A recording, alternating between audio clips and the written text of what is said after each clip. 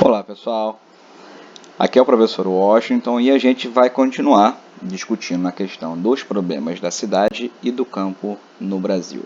Bom, para a gente entender um pouquinho os problemas do campo, a gente vai ter que fazer um recuo histórico para falar um pouquinho sobre como a terra foi apropriada no Brasil ao longo do tempo e qual mentalidade que se criou no entorno disso. Então, quando a gente fala dessa questão, a gente tem que recuar até o período colonial.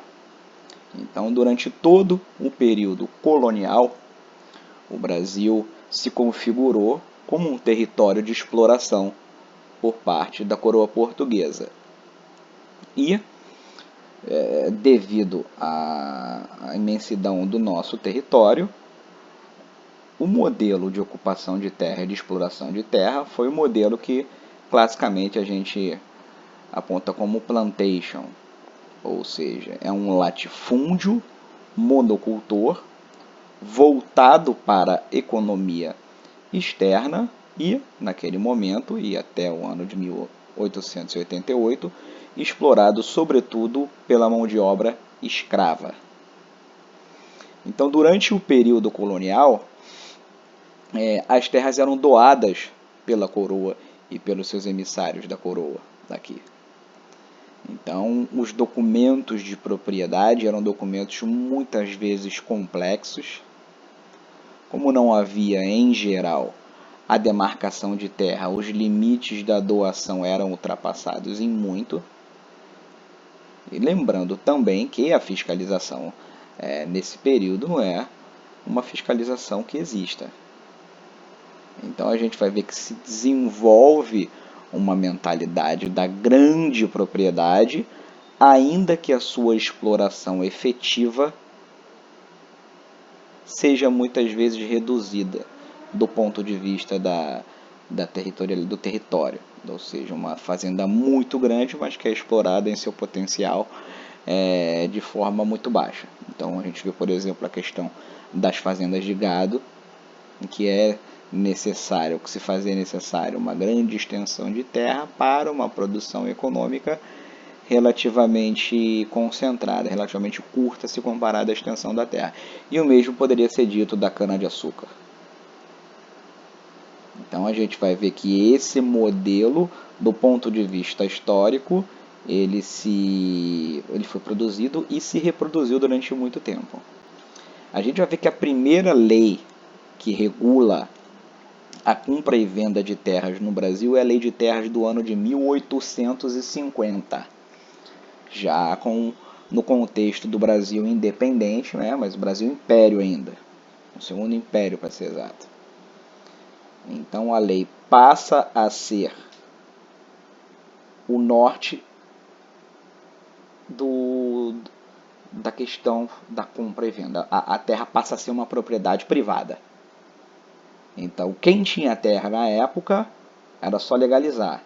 Então era muito comum que pessoas legalizassem uma extensão muito maior do que era cabida, pagavam pelo custo da legalização e os pequenos não conseguiam pagar. Então acabaram, em alguns casos, perdendo a sua propriedade. A terra era muito cara, então os imigrantes que estão chegando, ou os ex-escravos, enfim, as pessoas das camadas mais baixas dificilmente tinham acesso.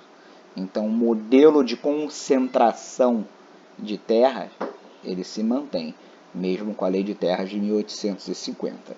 Então isso cria na mentalidade e ao longo da própria percepção econômica que o Brasil deveria ser um grande exportador de produtos primários. Então a terra tem como principal objetivo a produção de bens para a exportação. Isso é uma mentalidade que se mantém até hoje. Claro que hoje o agronegócio é mais dinâmico, mas em geral ele ainda está voltado para a exportação muito mais do que para o mercado interno. Então o aproveitamento do agronegócio hoje é muito maior se comparado há décadas e há séculos anteriores, mas a direção dele, do ponto de vista econômico, continua para fora. Bom, então a gente vai ver que esse processo de concentração de renda fez com que historicamente o acesso fosse muito complicado. Então a gente vê que em alguns casos a própria tentativa de distribuição de terra ou a ocupação acaba gerando problemas. Então um grande destaque para a gente é o centro-oeste e principalmente a região norte. Então é uma região que durante o período da ditadura militar, principalmente durante a década de 70, então houve um incentivo para a ocupação da terra, tanto por parte de fazendeiros como das famílias mais pobres, cujo principal legado, a principal herança são os conflitos. Então os conflitos agrários na região dos estados do centro-oeste, nos estados do norte, esses conflitos são extremamente violentos, porque envolve grilagem, envolve ocupação irregular de terras do governo, envolve exploração ilegal, seja de madeira, garimpo, enfim, uma série de problemas que vão desde a regularização da terra ao tipo de comércio, o tipo de exploração econômica que é dada. Então a gente vai ver que esses conflitos duram até hoje, né, em destaque para o centro-oeste e para o norte, né, existe obviamente em outros lugares, mas essas regiões são as regiões com maiores índices de violência no campo. Então a gente vê que a partir da década de 80, principalmente com o movimento Sem Terra, uma tentativa de fazer a reforma agrária, mas a discussão da reforma agrária ela se movimenta no Brasil não como política de Estado, mas muito mais como política de governo. Ou seja, o presidente da ocasião dá mais ou menos atenção a esse tópico. Então isso faz com que na prática essa reforma ela não ande de forma sustentável, que a discussão não se mantenha de forma sustentável e adequada. Então é muito comum que a reforma agrária seja feita com um simples distribuir terras, mas sem cooperar com a infraestrutura para o escoamento daquela produção. Sem dizer que, tanto por parte de grileiros como de pessoas, indivíduos e grupos, há a prática da reforma agrária.